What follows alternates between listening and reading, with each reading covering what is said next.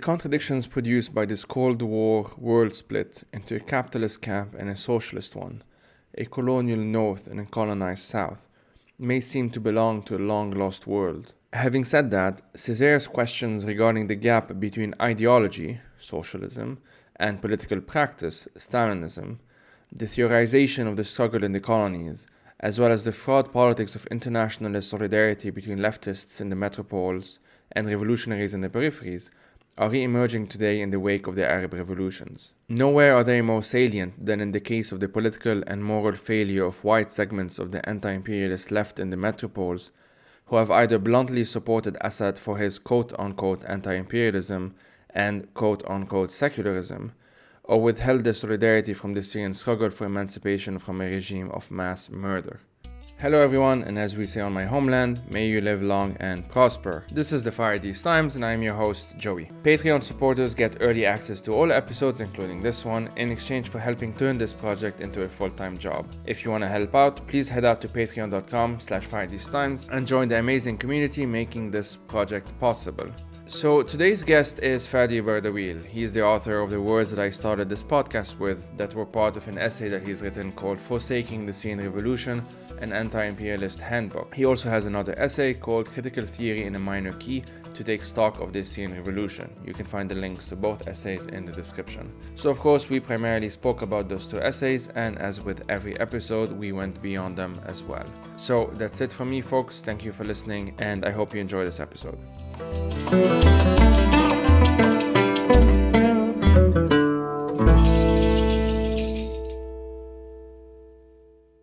Thanks, Joey, for having me on your podcast. Again, I was there a couple of years ago to talk about my first book. My name is Fadi Bardawil. I'm an anthropologist by training, and I've been doing some work for a couple of decades on the leftist tradition in the Arab world. I've done some work on its aesthetic dimensions, an MA thesis on Ziad Rahbani and politically committed art maybe a couple of decades ago. And after that, I've done work on the Lebanese and Arab New Left that emerged in the 1960s out of Arab nationalism. And overall, my work revolves around questions of thinking about critical theory, post-colonial theory, intellectual history, and political anthropology.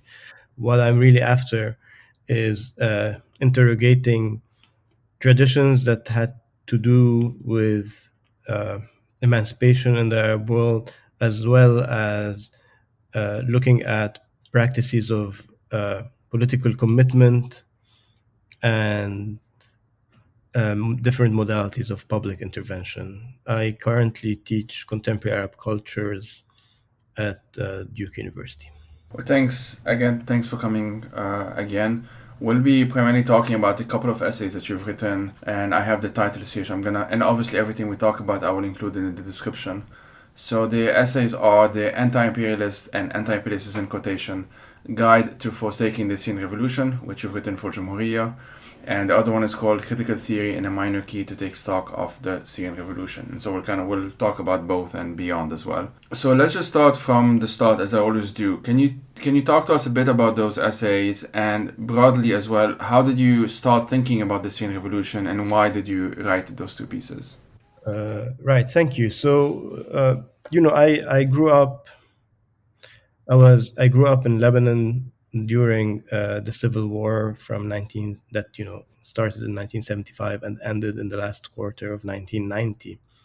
So the Assad regime was one of the major regional players in Lebanon during the war and after the war, when the Syrian Assadist army remained in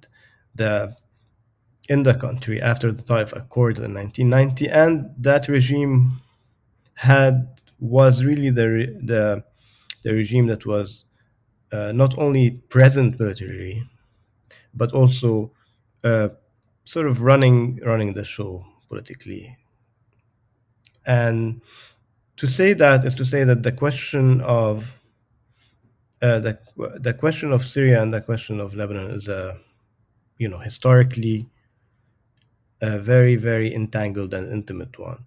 And for someone of my generation who who grew up and witnessed, firsthand the regime in action in one's neighborhood, in one's backyard, to be interested in the Syrian revolution and to be interested in the discourses around it, particularly the discourses of people who very early on, very early on, like in the first months or so into 11, started dismissing it, was something I gravitated towards, particularly that I also worked on the Lebanese and the Arab left. So I started uh, to follow, in the beginning, particularly certain Lebanese discourses.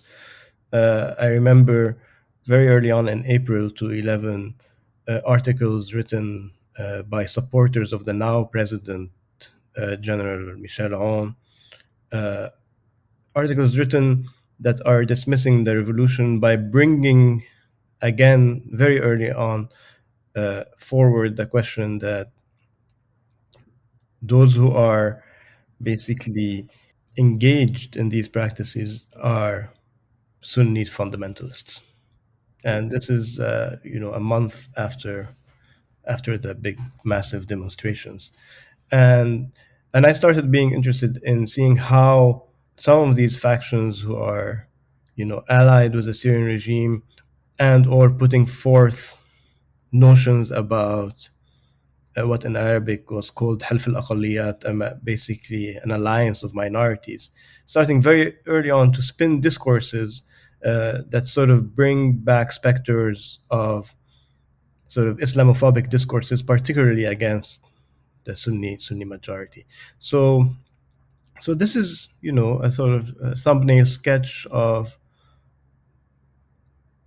how I came to be interested in basically following what was happening in Syria, but also following the sort of discourses that were spun around it. Thanks for that. This is something that we share in common for sure. Also, as someone who grew up in Lebanon, and I don't remember if I actually brought it up last time we spoke, but I've been for the past now 7, 8, even 9 years, I would say, very concerned, because I wasn't that active around 2011. I started in 2013 or so, with their reactions to the Syrian Revolution, uprising, and then subsequent civil war, international war, crackdowns, all of those other terms that we can use, all of which are partially accurate.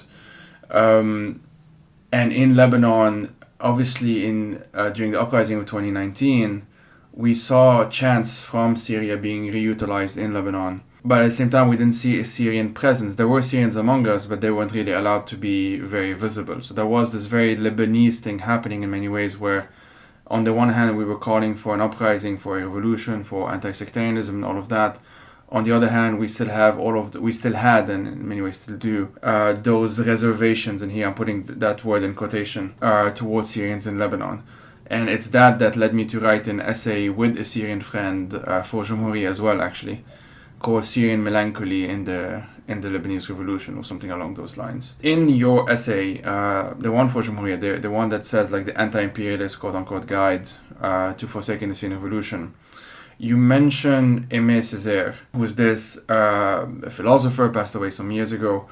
Can you sort of walk us through what did you mean by Aimé Césaire's ghosts in the context of the Syrian Revolution?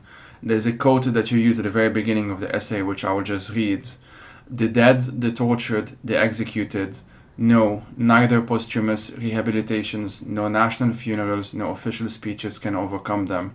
These are not the kinds of ghosts that one can ward off with a mechanical phrase, end quote. Walk us through this a bit, if that's okay. Thank you. Yeah, I mean, Aimé Césaire was a prolific thinker and an artist, and I use I draw on and use with great profit the his letter of resignation from the French Communist Party that he addressed to Maurice Thorez, who was then the Secretary General of the French Communist Party. That quote that you read was written by Césaire in the context of Stalinism. the Stalinist crimes. Now, that letter, which you know, I encourage our listeners to read because I derived great profit from it.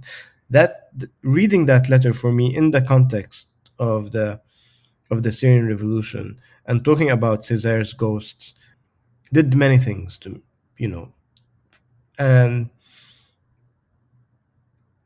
at the very, very general level, before I go into the specifics of Césaire's argument and what I think is helpful about them, at a very, very general level, what I've been invested in is to actually go back and revisit certain traditions of the left, to say that there are kernels in these traditions that can be activated that will basically help us in our present. Every conjuncture has its own singularity. Yet, there are certain questions that we face in our present that earlier generations of militants and thinkers on the left have faced. And it's, I think, beneficial to revisit these uh, works and these traditions for so that they are not only appropriated by certain actors or thinkers, and that, let's say, are pro-Assadists, and therefore you have to say that in order to resist these thinkers, you have to do it from a position which is outside the leftist tradition. So it's a way of saying that there is in that tradition a fertile ground to actually formulate arguments that can be in support of the positions that you are taking, and you are not leaving behind that whole tradition and entirely as one that is barren, that doesn't have any sort of fruits to offer you. But two, in the case of this very, very poignant and thoughtful letter by Césaire, he makes 3 points which I think are crucial to sort of, so to speak, bring back to the table when it comes to discussing the Syrian Revolution. In discussing the crimes of Stalinism, he was basically alerting his readers to how certain segments of the left either turned a blind eye to these crimes, like disavowed them, or even worse, sort of justified them. And by which he meant that that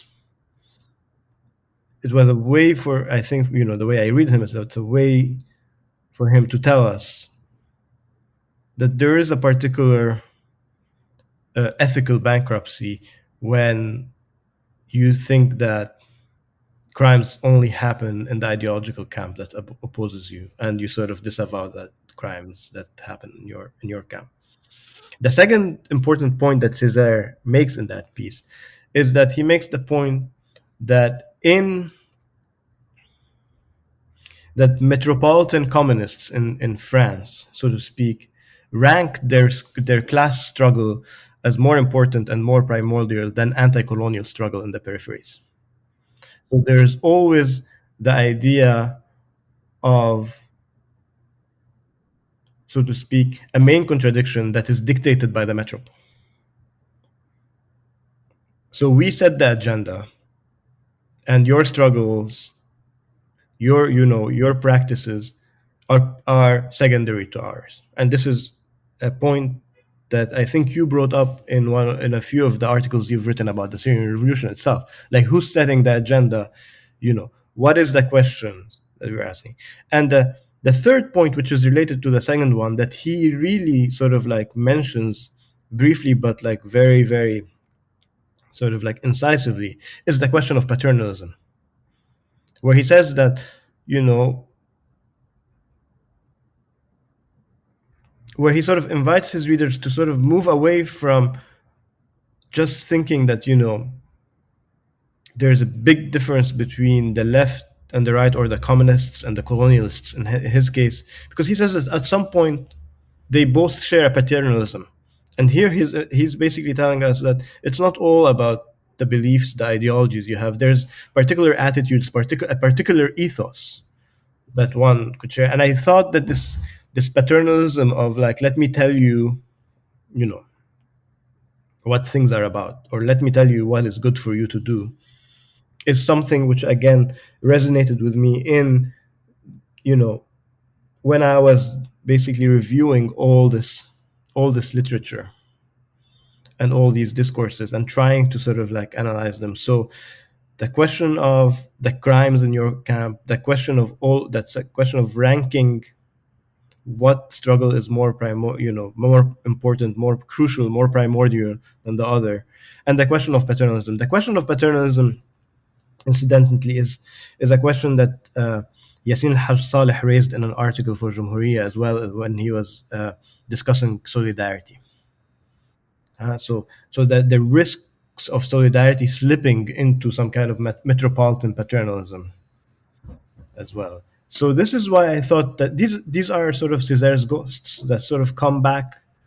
These are Césaire's ghosts that come back to haunt us in a very different conjuncture, not the conjuncture of Stalinism and anti-colonial struggle, but the conjuncture of the Syrian Revolution and the Arab revolutions more generally, where you have mass movements of emancipations against the authoritarian and, in the case of Syria, mass murderous regimes that we inherited in the wake of national liberation. Yeah, I also even before you mentioned Yassine, I immediately thought of this. He was part of this film where he was saying that they, in which case he was talking about the Western left broadly speaking, but I think he was specifically referring to Slavoj Žižek as well at some point, and I forgot the context, but it was something along those lines. He said like they do not see us. They simply do not see us. They do not see our suffering. They do not see. And this is they do not see us is what really stuck with me, and it's been that question that if I were to think of a sentence that really defines a lot of my interest, you might say, or a lot of my focus these past few years, has been like asking the question of why and how even they do not see us. Like who is the they, who is the us, what is the seeing, all of that stuff. This is part of what I'm trying to get at. And it sort of segues well into the next question I had for you, which is you have this focus as well of like, on the one hand you have the leftists in the metropoles, as you call them, and then the peripheries. And I was wondering if you can sort of talk to us a bit more about, so I'm going to quote you first. So you wrote in that 2016 piece, the fraught politics of internationalist solidarity between leftists in the metropoles and revolutionaries in the peripheries are re-emerging today in the wake of the Arab revolutions. As I sent you before as well, I wasn't aware of this essay when I wrote a piece for Lausanne, which is this decolonial left Hong Kong oriented outlet, and now a lot of whose members have actually since gone into exile, especially since 2019 and the subsequent crackdowns. And I had written this blog post. It was like on my private blog. I shared it on Twitter, and a number of people shared it. And among them were these Hong Kong, Hong Kongers, a number of whom are our friends. And they reached out and asked me if I could republish it on their website with some modification, basically because the tone was different and stuff. And this was one of many, and it's an ongoing process, and it's going to continue for sure. These kinds of conversations and parallels that I'm seeing between the specifics aren't necessarily the same. So like the context in Hong Kong is different than the context in Syria, different than the context in Bosnia, obviously in other contexts as well. Yeah, the details are never the same, but there's a sort of sentiment of being abandoned, or a sentiment of being rejected, demonized, silenced, all of those other terms that we want to use, all of the above for that matter at the same time sometimes. Can you talk to us a bit about this tension, if that's the correct term, between leftists in the metropole, as you call them, and the revolutionaries in the peripheries? I mean, it's a very big question, but part of my critique of certain segments of the left who were, to go back to what you mentioned about the politics of representation, who were either straightforward Assad apologists, or in a more, or those who sort of subscribe to a certain kind of, there are two narratives to this story, and both narratives have some problems in them. Let's weigh the pros and cons, because there's different varieties. Not everyone is in the same bag. Or those who insisted on casting the Syrian Revolution as a tragedy that has no author, or those who used strategies, whether consciously or not, to foreclose the political dimension of the uprising by representing Syrians as, either Sunni fundamentalist, let's use the word like terrorists, or vengeful sectarians, or victims to be saved, and in that case, the humanitarian, the sectarian, and the Muslim fundamentalists are not figures that you can extend solidarity to, or figures that are deemed to be revolutionary subjects or part of a politics of emancipation.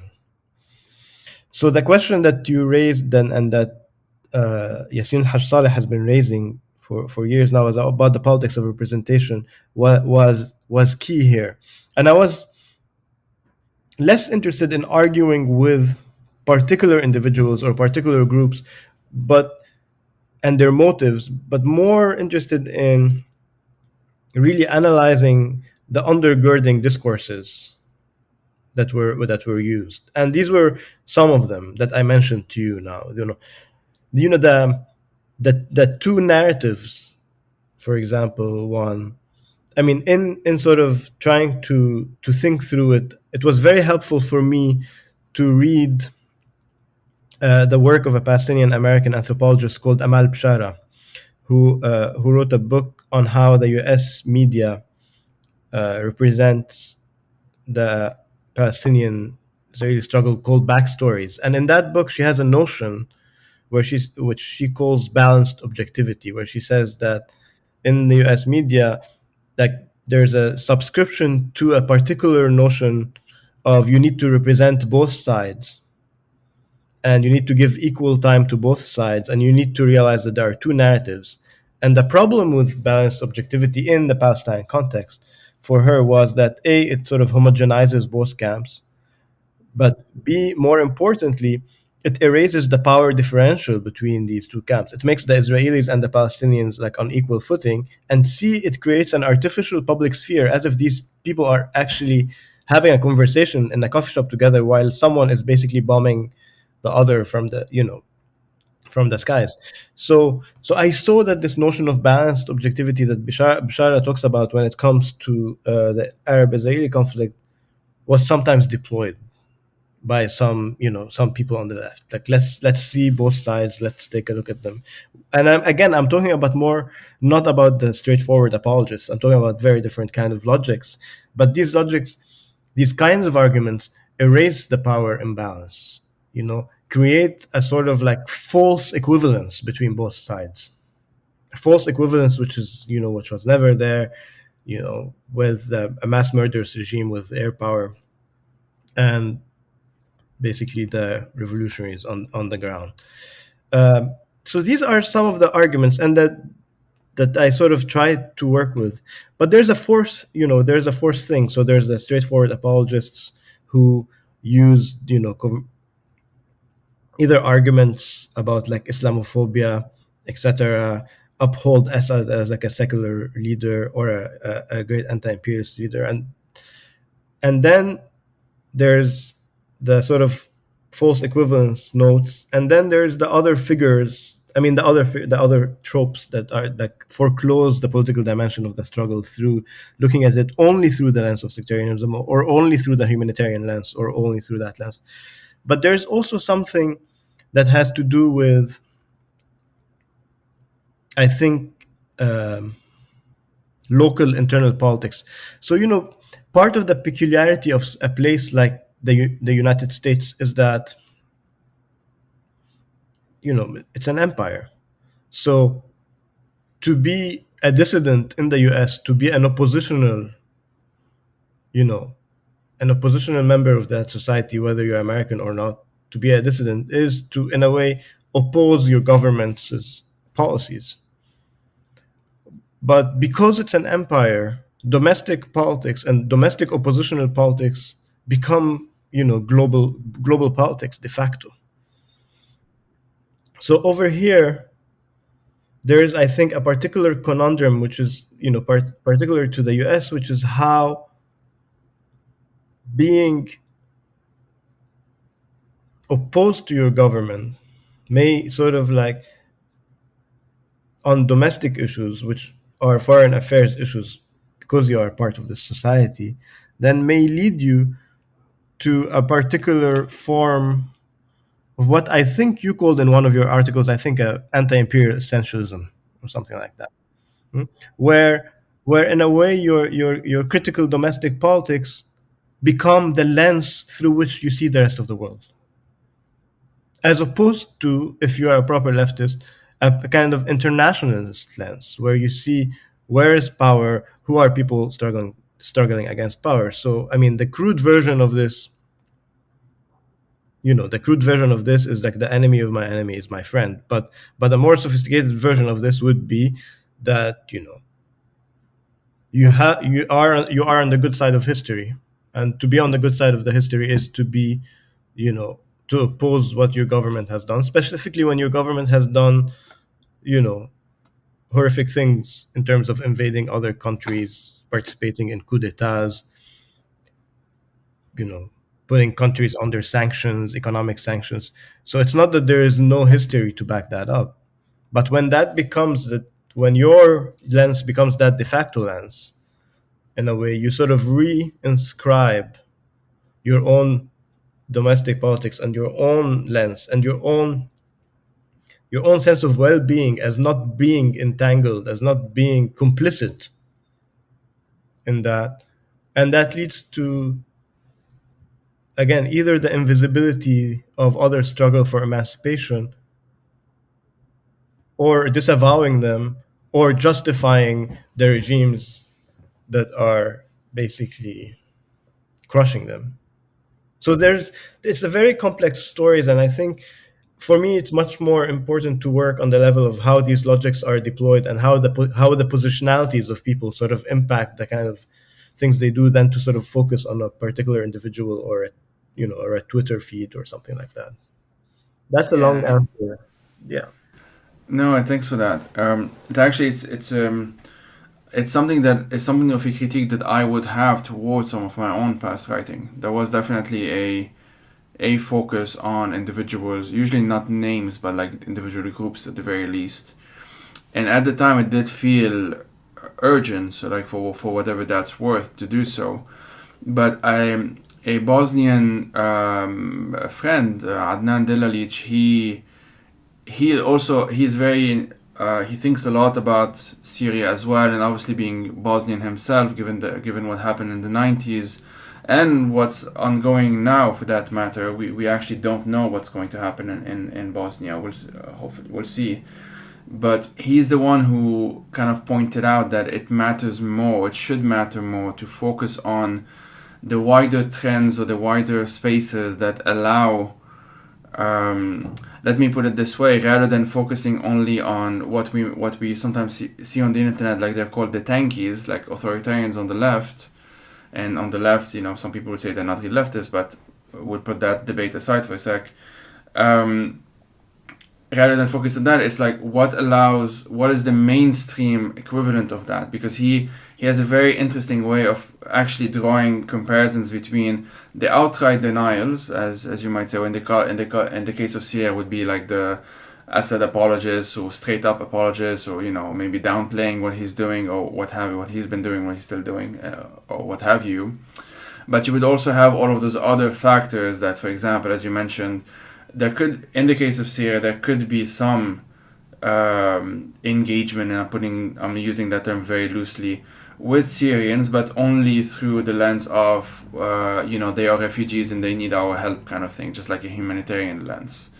And we see that. We saw the same for me, I think of London a lot. Like I saw the same types of groups, kind of established figures or established groups on the left in the UK or on the British left, simultaneously downplay the horrors of the Assad regime, or outright denying them, or what have you. Sometimes in the name of cold, quote-unquote, pragmaticism, the whole thing, as you said, well, he's the secular leader, blah, blah, blah, and sometimes other reasons. Well, and at the same time saying, well, we need to be pro-refugees, we need to welcome, refugees are welcome here, as the chant goes, and so on and so forth. And those two could happen simultaneously, despite what to me sounds like a contradiction, but we live in a world of contradictions, so it shouldn't be a surprise. Can you talk a bit about your approach? Because I feel like you definitely did that, even in your first essay, the one I read first, about this tension, and again I'm using the term tension, or the relationship maybe between trying to balance, or let me put it this way, can you talk a bit about your approach to this question of how to balance focusing, quote unquote, too much on individuals with the need to critique wider structures? Like, why do you do the latter rather than doing too much of the former? Right, because, I mean, the short answer is because by following what were like these discourses and these appearances, I kind of thought a bit like a social scientist, which was my training. I'm like, I see patterns, and I really saw patterns that different people repeat. One pattern was like importing wholesale the anti-war movement rhetoric, as if Syria was Iraq in 2003. I remember this demonstration in the first 2 years of the revolution in Chicago, and there was this person demonstrating with a banner that had written on it, U.S. and Israel, hands off Syria. And it struck me, and I'm like, I don't know what that individual's motives are, but they took the time to like handwrite a banner which says, and so very similar banners even to the ones that we witnessed in, February 2003, around that time before the invasion of Iraq. So I realized that there are patterns, regardless of the motives of people, that I cannot detect. Some people, again, that are very clear in the fact of being Assad apologists, but there are some people who really I can't access what motivates them, but I can see what kind of discourses they are deploying that basically resurrect certain tropes, certain themes, which have strong ideological interpretative power on the left. Like the anti-war one, for example. Another one which I thought was repeated was this resurrection of like McCarthy, like saying, oh, there's a McCarthyist campaign on Twitter, or there's a McCarthyist campaign on social media. And when McCarthyism, people were put in jail, people lost their jobs, people were persecuted by a state. So to think to sort of like borrow that sort of expression, which has such a heavy sort of like effective ideological memory load, and to deploy it for social media sort of like threads or conversations, is something that does a particular ideological effect. That's so these patterns I started noticing, and that's why I wanted to go to the structure. A third pattern is what I call deflecting discourse, which people refer to as like what about. So you talk about the Syrian what aboutism? You talk about Syrian revolution, and then people are asking you, why aren't you talking about another place in the Arab world that is not in the same game, like Yemen? Or why don't you talk about what Saudi Arabia is doing, or what?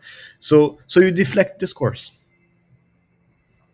So I started really doing a tally of these things, in which I was less interested in, and also less capable of accessing people's motives, but more, um, I could access, at least I could get a sense of the performative powers of these discourses, the effective charge they hold, their ideological power of interpellation, things that are stamped in people's memories, like the Iraq invasion from a decade earlier, McCarthy in the history of the left, things like that. So that's the answer, really. Seeing these patterns and not being able to, and not being interested and not being able to access motives on the one hand, but also seeing things repeating themselves. So I think one should tackle these logics to be able to sort of undo their grip, or provide another, basically a narrative of the event. Yeah, no, that makes sense. And rhetorically, I can think of the slogan "Stop the War," which is of course also the name of a group in the UK. As like, just if you think of just that sentence alone, like "Stop the War," it says a lot of things. A, it says that there's a single war. Two, it says that stop is somehow in our hands. Our here being in the West, or the UK, the US. And three, it's sort of, I don't know how to say this, but in many ways it erases the fact that a war has been ongoing prior to writing that sign. Is how I'm trying to picture it here. Maybe I didn't express it well. Because another thing that also does, I think, and I remember having a conversation to that effect with a Syrian friend, a couple of them actually.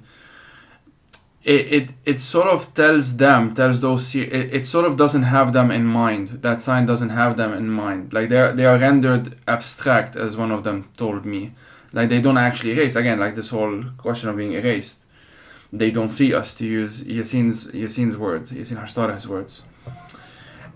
But I do see the value in what I definitely, and I agree with you. I do see the value in, rather than looking at what that individual might be thinking, because that individual could be part of the protest and was handed that sign, so like even the individual motives don't matter as much. And we've seen that happen because, especially in London, you have these very like well-established signs in many ways that are just recycled, one might say, depending on the context. So this is something that I'm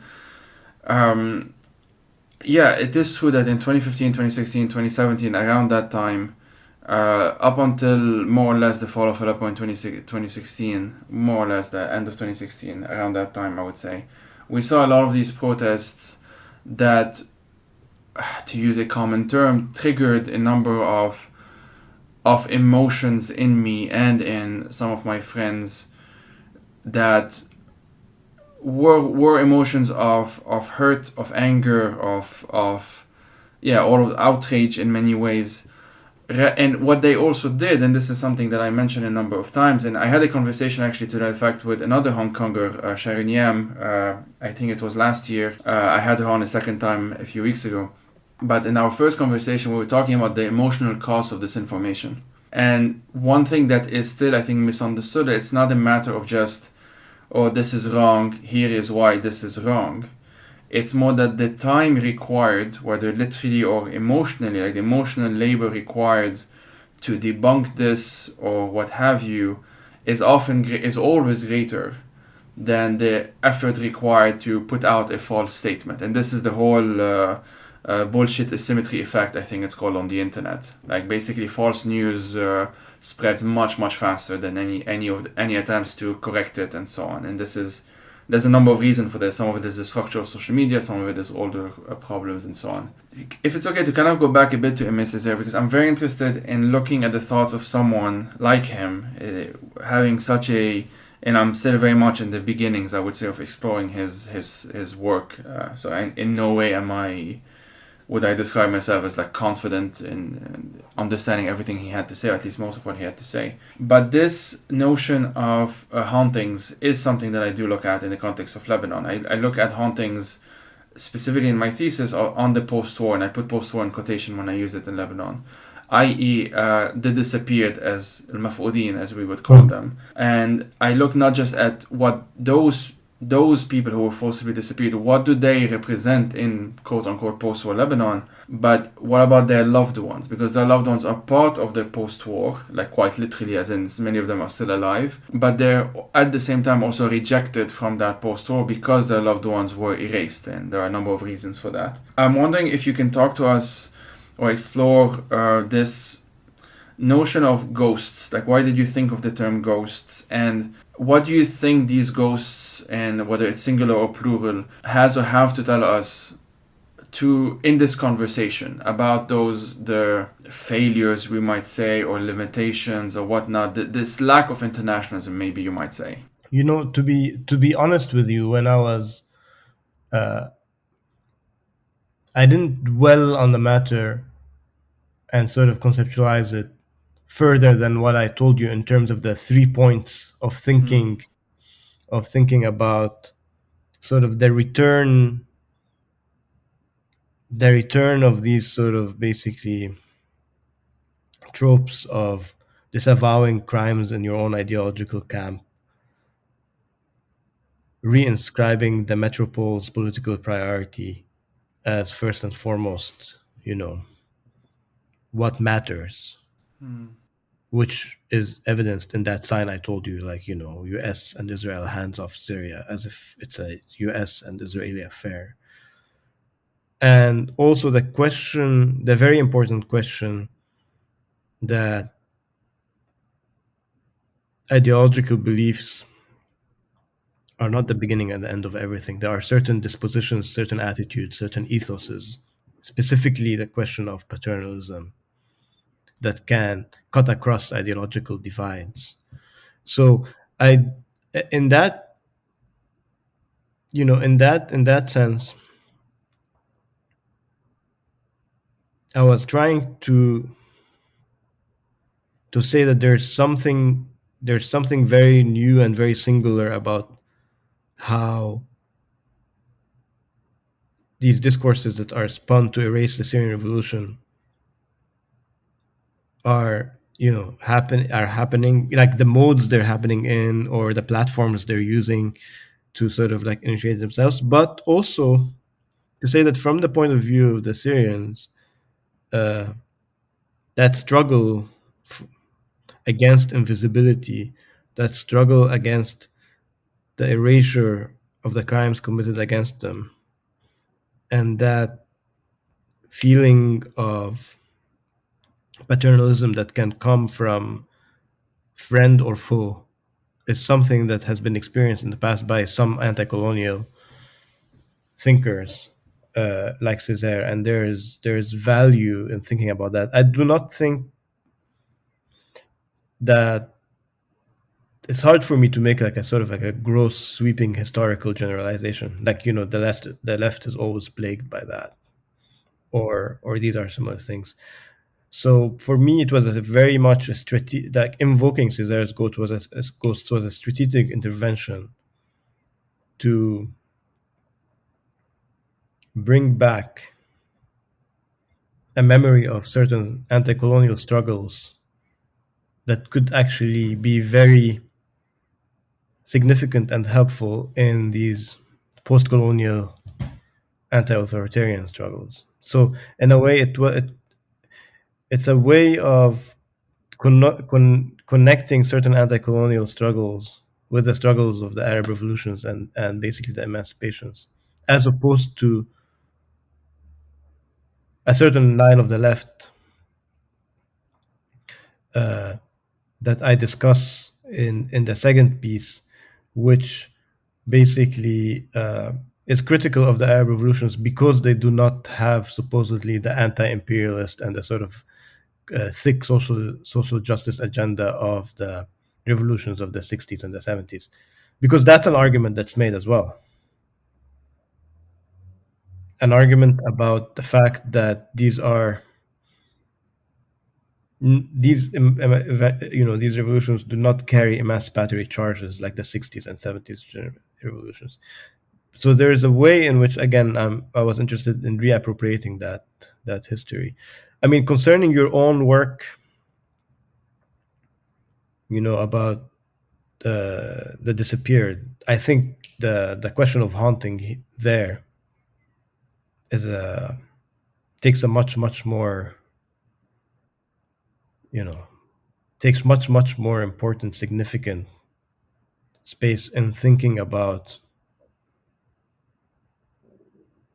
the return of the repressed, basically that which the regime has sought to repress. I'm of a particular generation that sort of like remembers the early 1990s debates that were being held in Beirut about the question of memory and how to think about the memory of the civil war and the memory of the city, in part, in opposition to the project of Solidaire. But there, the question of haunting, the question of repression, that and the question of that will become the return of the repressed later on, I think is a different register than the one I was working in. But I would need to think more about it. No, that makes sense. That makes sense. And yeah, there are intersections, but they're not necessarily the same. And dwelling too much on the comparisons can sometimes risk Yeah. flattening them as well. You mentioned the second essay, and it's what I wanted to ask you next, because the title is Critical Theory in a Minor Key to Take Stock of the Syrian Revolution. You already talked a bit about that, so just feel free to expand on what you already said if you want.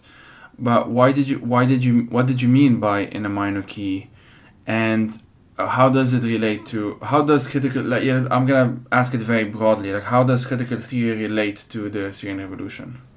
I mean, the two essays are connected, even though the second one is less of a public intervention and more of an attempt to think the question of politics of representation, visibility, and solidarity, not on the level of deployment, exclusively on the level of deployment of ideological discourses, but of thinking about the domains of operation of critical theory. Like, how and where does critical theory operate?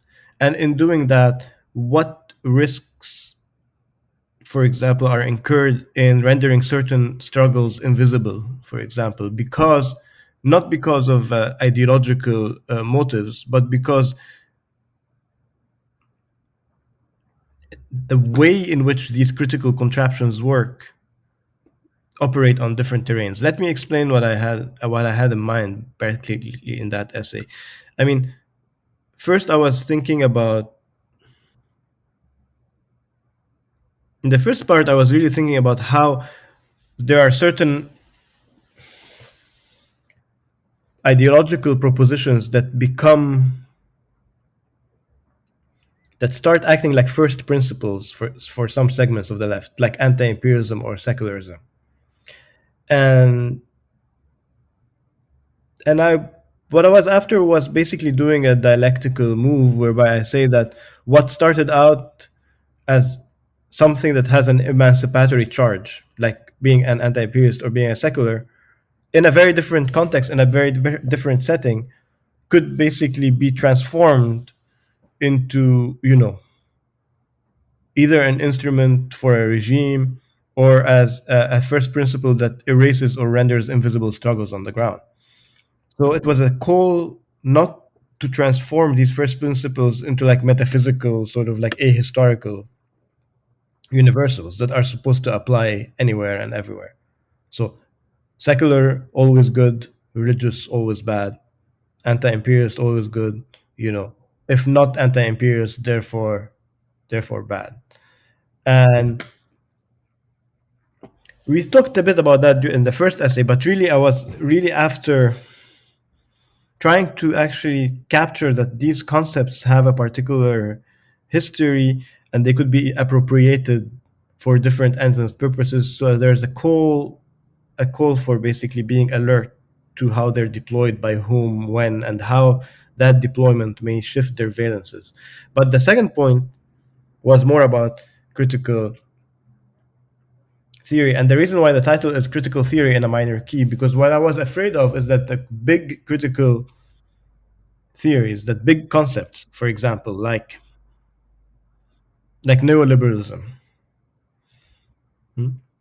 sometimes sort of like, because they have such strong subsumptive powers, they risk erasing the struggles of men and women on the ground by basically taking these like sort of very, very, very sort of like bird's eye view of things. I mean, the argument I make in that essay was, an argument that is critical of a very seasoned, academic observer of Arab politics, Asif Bayat, where he says that,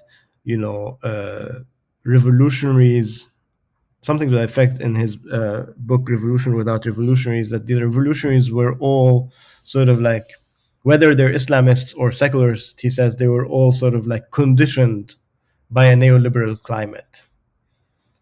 And my qualms with that is, sort of like the behaviorist languages of like being conditioned, but also the very, very big blanket sort of like assertions. So again, this was a sort of call to basically be careful about how a particular critical theory on the left, which is the critique of neoliberalism, so to speak, can become this very capacious concept that actually renders the struggles of people on the ground invisible in a supposedly critical vein. I'm not saying, of course, I'm not saying one should not be and cannot be critical of what's happening, but I'm talking about what is the critical distance you take from people and what is the positionality you inhabit. When you say that everyone was conditioned by a neoliberal climate, therefore the sort of like emancipatory charges or the radical progressive charges of these revolutions was sapped,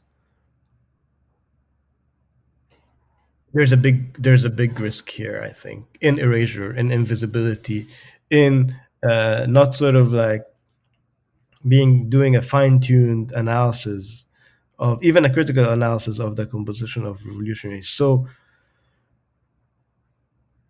ideological first principles like secularism and anti-imperialism, big sort of critical theories like the critique of neoliberalism, etc., when applied, have risks. And what I was after is to sort of say that, and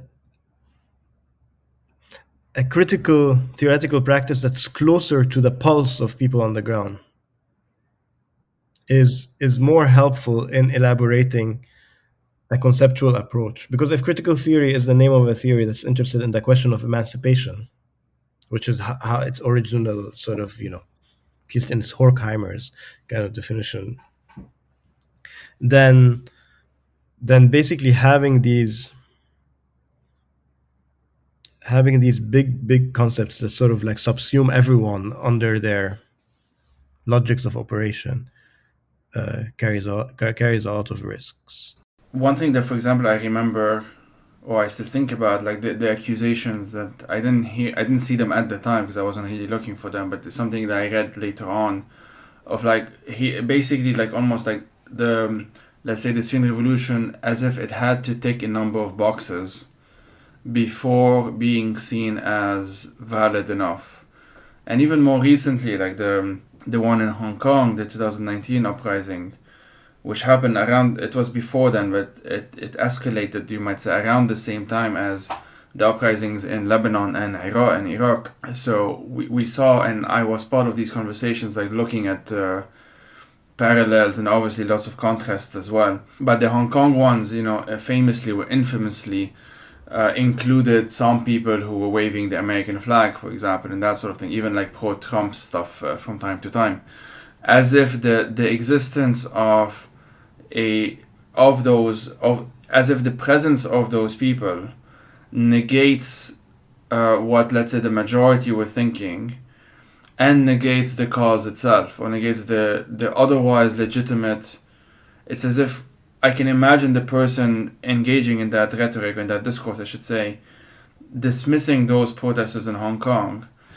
They do a number of things. They erase everyone else, so the people who are not waving those American flags, blah blah blah. But the other thing is that they prioritize the waving of that flag. And here I'm being very visual on purpose. It was a minority anyway, but it was visual. It was very visible. It was very obvious in many ways. They were not, which is on purpose, of course. It was a part of a publicity stunt, I should say, to gain attention on themselves. Those people themselves who were waving those flags, and the UK flag, I should say, as well, the Union Jack at some point.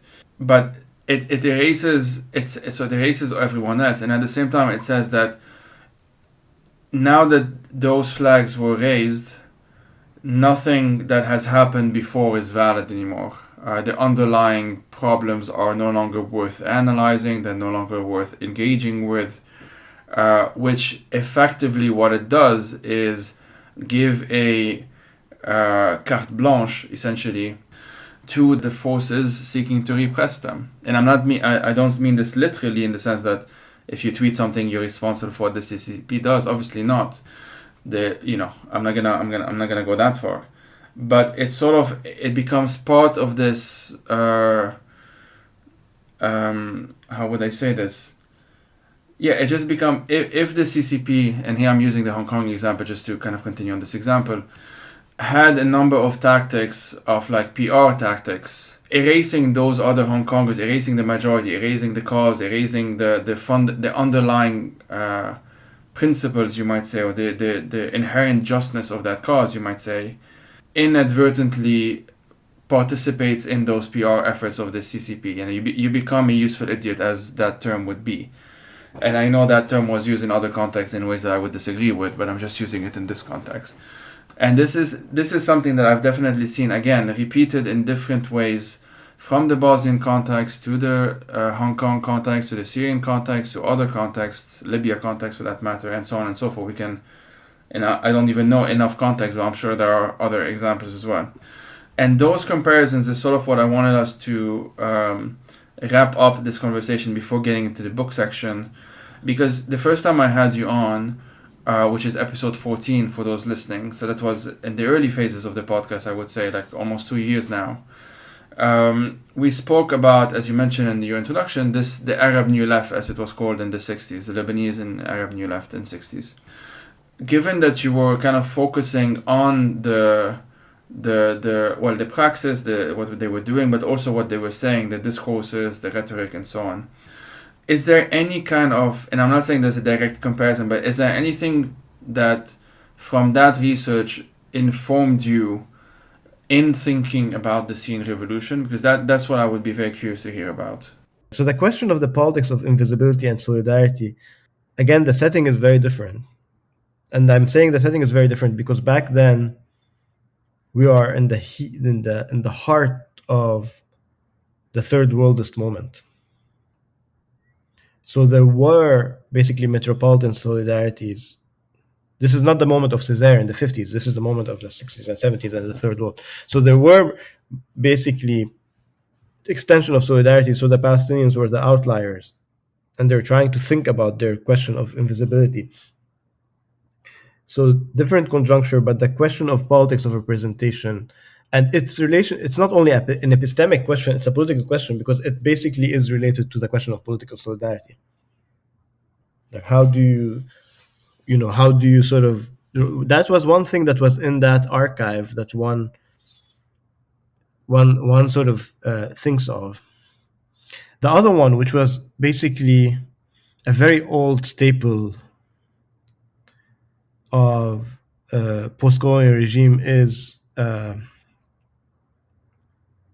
trying to excommunicate revolutionaries and dissidents from the domain of legitimate politics by accusations of treason. تخوين. So the idea of the rise, those who rise against their regimes, those who speak up are agents of foreign powers. This is a second point. I'm thinking with you here on the spot. A third point, which is very old and people are not aware of how old that is using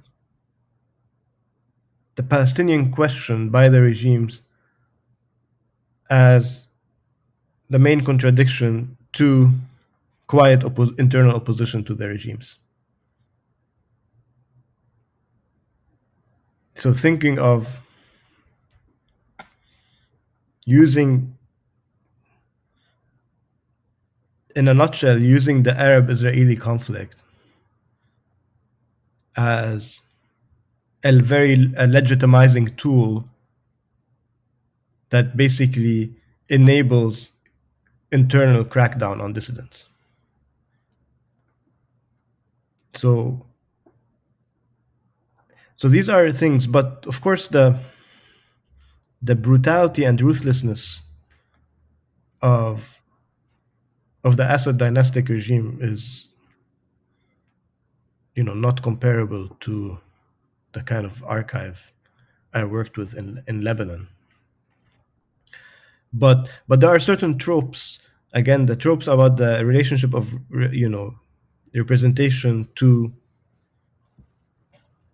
solidarity in the case of the Palestinians, the trope of instrumental usage of the question of Palestine, the question of tagging every dissident, opposition, rebel, revolutionary as a foreign agent that were used by the regime in Syria and that were used by the regime in Lebanon, which is again not comparable to the one in Syria, in the wake of 2019. These have histories, and these histories you can sort of detect them in that older archive, even though, again, as I mentioned, the geopolitical configuration was very different.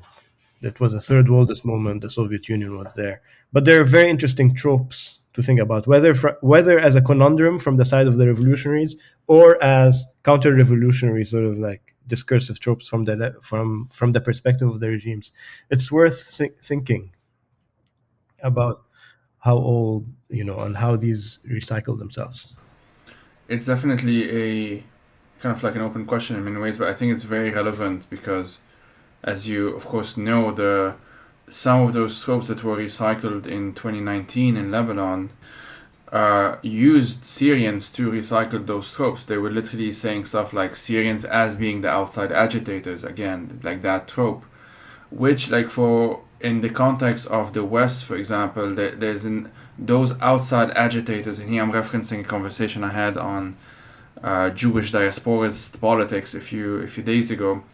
This whole trope of the outside agitator being either an anarchist or a Jewish anarchist specifically have all of these intersections with anti-Semitism in the West.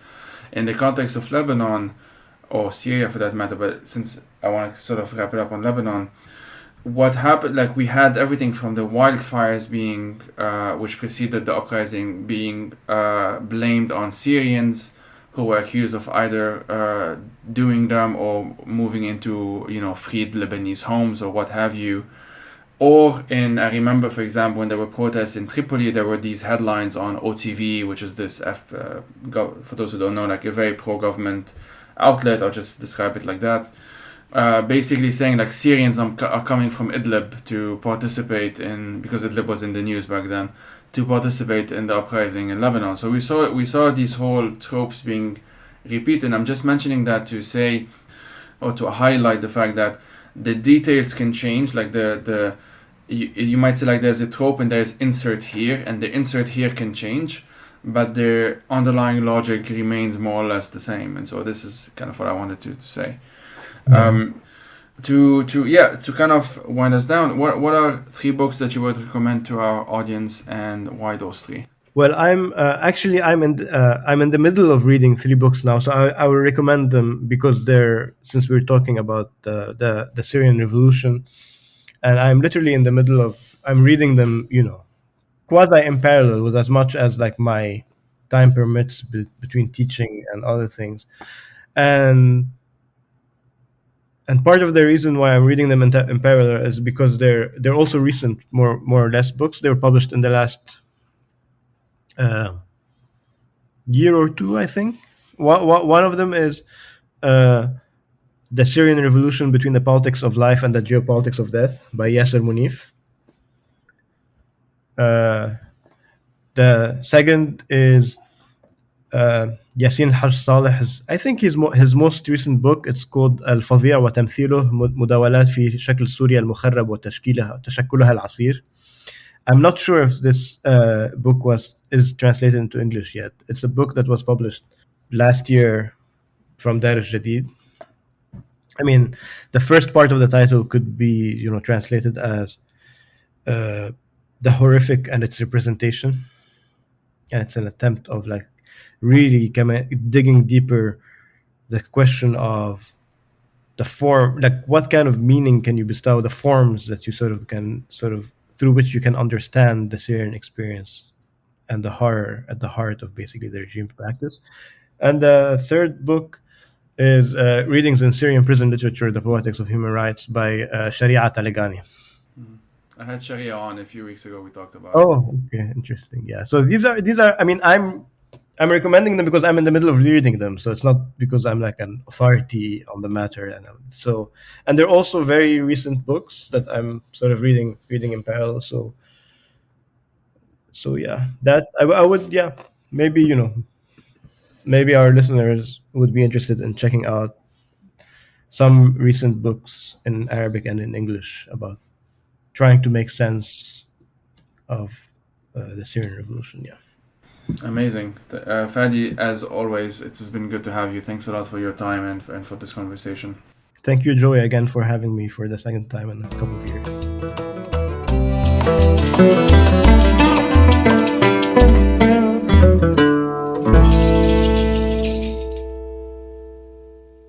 The Fadi Times is hosted by myself, Joey Ayoub.